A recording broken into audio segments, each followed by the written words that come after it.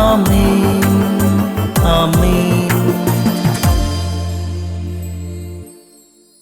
യേശുവിൻ്റെ ഏറ്റവും പ്രിയമുള്ള കുഞ്ഞെ, ജോബിൻ്റെ പുസ്തകം 4-ാം അധ്യായം 6-ാം വാക്യം.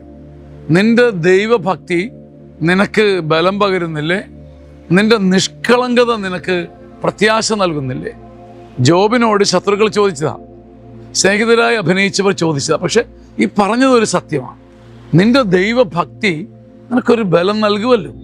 നിന്റെ ഉള്ളിലെ നിഷ്കളങ്കത നിനക്ക് പ്രത്യാശ നൽകും. എന്നാ കുഴഞ്ഞു മറിയുമ്പോഴും നിന്റെ ഉള്ളിൽ ഒരു സത്യമുള്ളപ്പം നിന്റെ മുഖത്തൊരു തേജസ് ഉണ്ടാവില്ലേ? നിന്റെ ദൈവഭക്തി നിനക്ക് ബലം പകരും.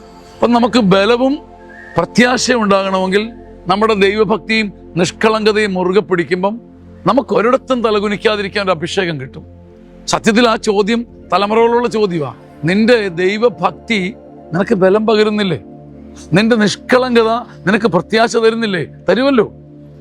അപ്പം ദൈവഭക്തി തരുന്ന ബലവും നിഷ്കളങ്കത തരുന്ന പ്രത്യാശയുമായി മുന്നോട്ട് പോകണം, പോരാടണം, തോറ്റുകൊടുക്കരുത്.